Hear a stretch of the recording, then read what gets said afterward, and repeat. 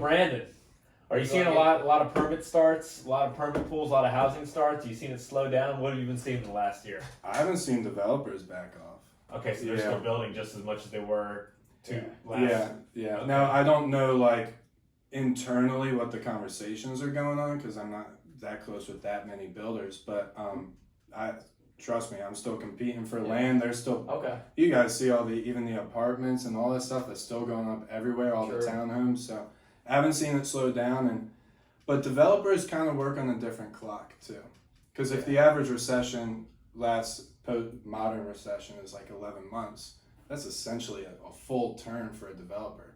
So trying to time the market as a developer is a death wish. Gotcha. Yeah. Okay. Because I know for me, I've been seeing a lot more houses popping up from wholesalers. My emails are getting flooded to where 6, 8, 10 months ago, I was getting 1 or 2 deals. And they were awful. And they were awful. Yeah. They were priced tremendously high. I just had one wholesaler, got me a good deal, and I'm pretty sure I'm going to get it because it's actually priced where it needs to be. Right. Yeah. That's fun to see again, right? Yeah, it's fun to properly see. Priced house. But at the same time, I'm kind of worried because I don't know where the market's going to be in January or February when I'm done with it. Right. Because here we are, the Fed just raised it 75 basis points. Yeah. Now your interest rate is 7. I talked to my mortgage broker today.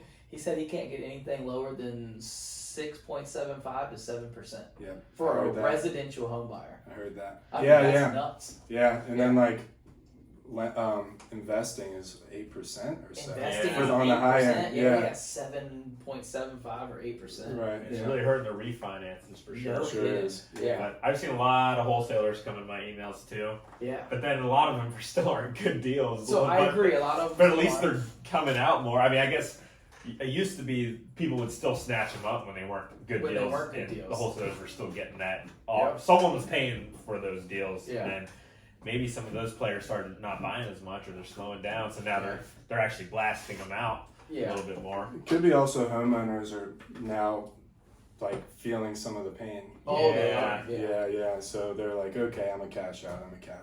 Yeah, they might be getting more inventory. The wholesalers might be getting more inventory because of that. Yeah. And now for you specifically, Brandon, are you seeing it different? Because you're going to have to refinance in January or February when you finish your build to rents. Sure. What are you thinking about that? Does the rent going to have to be higher for your DSCR to be net, or like what kind of loan are you going to use? A DSC, debt service coverage ratio loan? Probably. Or they'll go off what you're getting in rent? Yeah. But that's again, this is going to be our first build to rent. Yeah. So we're learning a lot of it. And we have kind of the avenues to adjust to selling it if we have to. So we kind of always thought that, but we want to get into this build to rent space because having that asset is so valuable to us, like a new construction asset. But yeah, we're going to have to see when we get there. And interest rates, we've been watching it. We're not sure how that's going to play a factor. Yeah. Now, question, do you think it's going to get higher? What are y'all's thoughts? I mean, are we going higher than we are now? Because I couldn't believe the 75. I didn't think we were going to hit here. If you would have asked me the beginning of this year that interest rates would be 7% for residential homeowners, I'd have said you're crazy. Yeah. And now here we are. I wouldn't have thought so either. I don't know. The Fed keeps upping its future projections, so usually the bank bakes that into their interest rates. So if the Fed just followed what they said they're going to do, obviously inflation changes. But right now, based on I think the Fed's probably going to go off course again, where they're going to have to keep raising it because right now, based on the Fed, they're planning on raising it 0.75 the next one, and then 0.5 the one after that. Yeah, I didn't know that. And that'll bring us to the end of the year at like I think it's a 3.75 or something. 5, yep, that's what it was. And then that's what they want to hit at the. But then again, they've said that before. And they ended up raising it 1 and then 0.75, and then they can never stay that low. It always seems to go higher. Yeah. So I don't know. It's hard to say. I want to say it's not going to go much higher, but I've been saying that also for the last 3 or 5 months. Yeah, this last one was the first one to surprise me.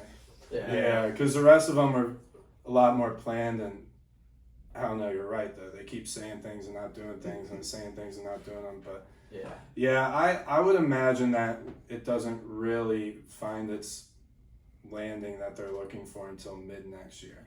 That's okay. Yeah. That's so you think we're in for 3 or 4 more hikes, and how high do you think it's going to get? How high? I don't know. I don't have a good answer. And truthfully, I pay attention a lot to this, but I'm one of those guys that's like, I don't like talking about it because I like to receive it, kind of just like internally analyze. But it's hard to predict. Well, interest rates are so hard to predict. If it goes like Dillons saying it's going to, we're going to be 8.5 by the end of the year. Exactly. For the normal. So the bank's already banked that future projection in. So now it's only if they change, like that's right. Interest rates. Yeah. So if they do that, chances are interest rates are going to be the same because they already are baking that in. But now if the Fed says we're not going to do it 0.75 next month, we're going to do it 1 instead, then the bank will be like, damn, now we got to raise them again. Yeah, 30 that's right. 30 or more interest rates. Yeah. Are you thinking we're hitting over 8 before the end of the year? For a 30-year fix? For a 30-year fix, FHA buyer. Yeah. Oh, hell no. You don't think that so? would be that would be tough to see. Right now, we're at 7 right now. Yeah, but it's not. Now we're at. Are we at 7? It's like 6.5, I think. No, when I talked to my mortgage broker, he said it's hard to get under 7 right now. I still doubt it's gonna go up another % in 2 more months. That'd be tough. Yeah. Well, we got 3 months remaining: October, November, December, to see where. 3 more. So I think a half a point is probably. I think we'll be at 7.5. Somewhere in there. I think we're going to be close to 8.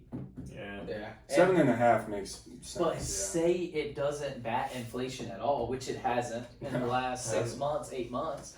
Where do they go from here? Like, how high do they go? Or do we going to see 16s like we did back in the 80s and 90s? Like, and obviously the Fed's an independent. Of course. I don't know. I don't want to get too political or anything, and I'm not. Yeah. But a lot of stuff in the economy tends to change right after elections and right before elections.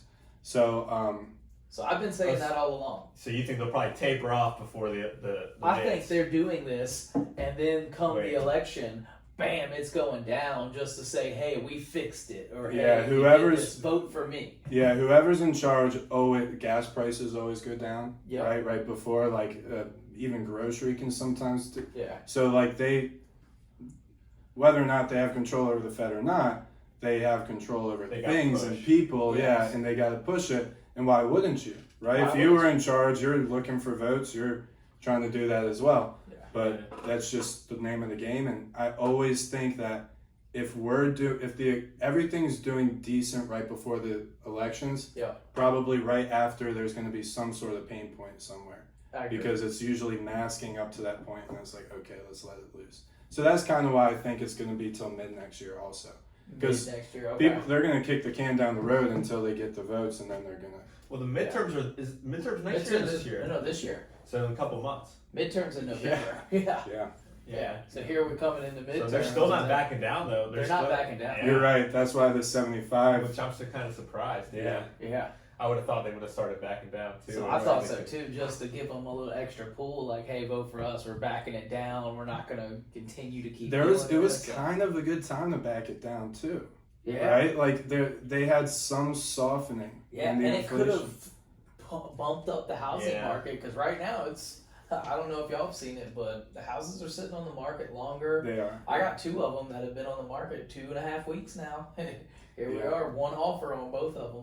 So. Well, it's funny because 2.5 weeks is like a standard normal, but we're just so spoiled. We've been spoiled for years too. It was before this massive appreciation too. It was like 2018 plus. Yeah. Right? But that's what I'm just trying to really read and react here because there's so many things that we've never seen before. Yeah. Oh yeah. There's so many things that the world hasn't seen before. Yep. You know, so how do you predict that? And that's why I try my best not to time the market. Yeah. You know, because you couldn't predict who predicted COVID. You couldn't. You know, like, and who could honestly say that they could predict what COVID was going to cause in the market?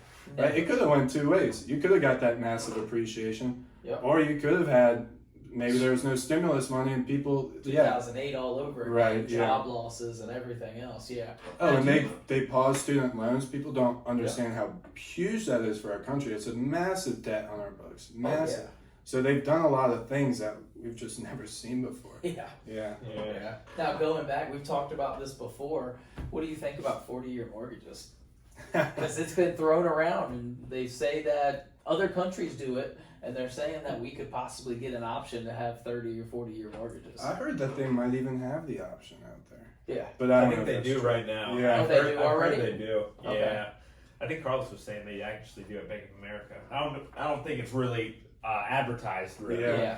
I don't think they really want people to have that, but it's interesting, huh? Yeah, it's interesting, right? What you have to look at pros and cons always, but man, if housing doesn't soften, they're gonna have to do that. Yeah, or else everybody's gonna be renters forever. You're gonna just be building apartments all over. So I talked to my mortgage broker today, like I was saying earlier, and he said a $300,000 house is the exact same payment as a $600,000 house 2.5 years ago. 2 years ago. Yeah. That's how you get it in perspective. Even last year, at a 3.5% interest rate, it's the exact same payment. 600 to 300. So that is half of your buying ability at that point. Yeah. I mean, think of the difference between that. Oh, it's a 3,000 square. I mean, a $300,000 home and $600,000 home. Huge. That's completely different neighborhoods. Completely different neighborhoods. Completely different products. Completely different things that it has to offer. So that's the perspective that makes you worried.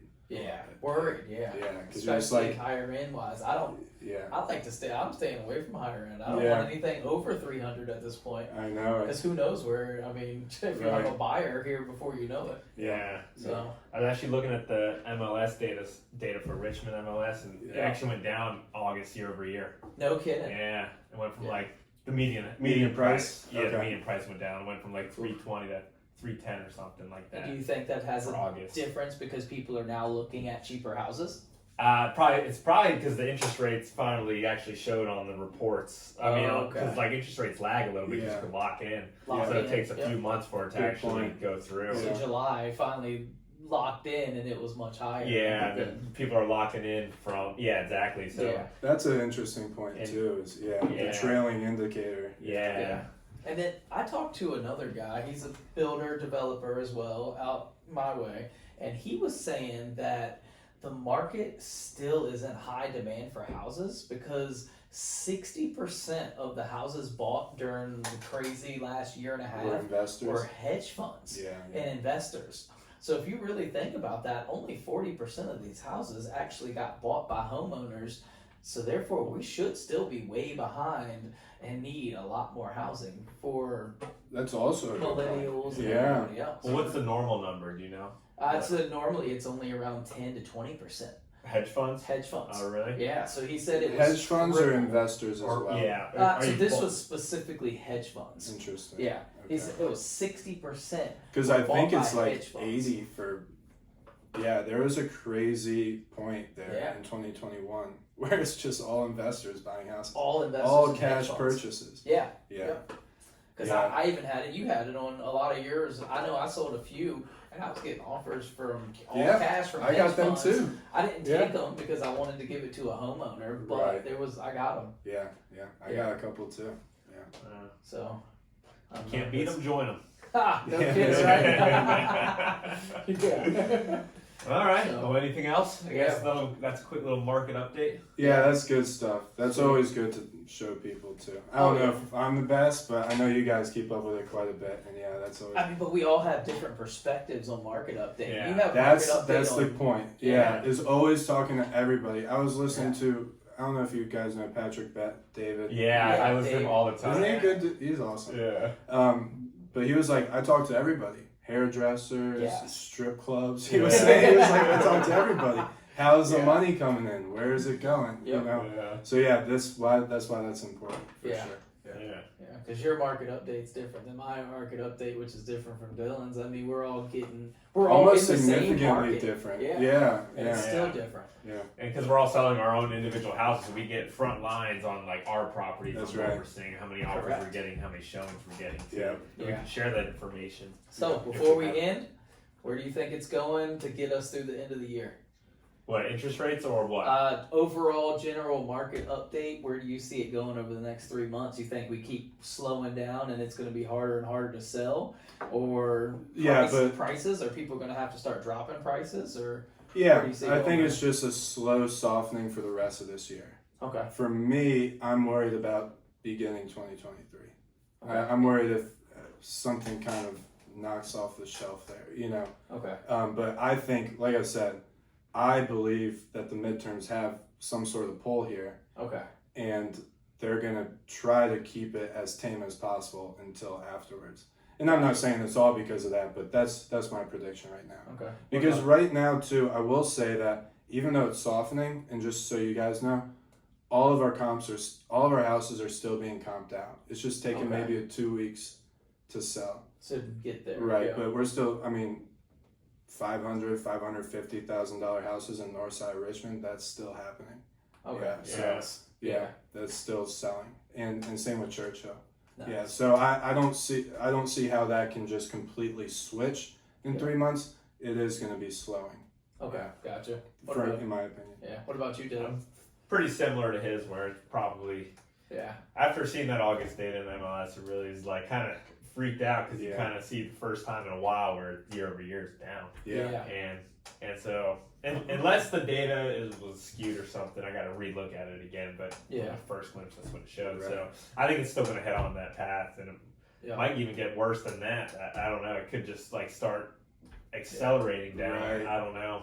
See, I think my idea was maybe 2023 there might be more acceleration down. Yeah. And that might be where they're really trying to find their soft landing. Gotcha. Yeah. Because they have to find it. Yeah. Whether it's in these 3 months or the months that they know they have to find it. It's just where are we finding it? Exactly. Yeah. And how much do we have to raise interest rates to get there? Yeah, that's one of the problems too. Yeah. And then I think for me, so I'm a little south of you guys in the more rural neighborhoods and a little bit more countryside, and I think prices are going to have to drop. I think I've already seen it. People are dropping 10, 15,000 to where over the last 2 years, no one's dropped a price. Yeah. Yeah. And I think that people are going to continue to drop them. Do I think they drop 40, 50,000? Probably not. Mm-hmm. But I do think prices are dropping 20 grand. I think out there, which is about 10%. I agree. Yeah. 10% is a big number. Oh, that's a huge number. Yeah. And it makes a big difference for someone like me as a rehabber. You go in thinking you're getting 300 and now you're in the 280 range. That's a big difference on your profits. Big difference, absolutely. Yeah. Now, is it even worth doing that $40,000 flip, knowing that it just dropped to 20 because of the market? Yeah. You got to make sure your numbers are right now. Yeah. Yeah. So. Yeah. Sweet. All right. Well, I guess we didn't even do an intro for that one. No. Should we end it? Yeah. All right. No intro for me. No intro for.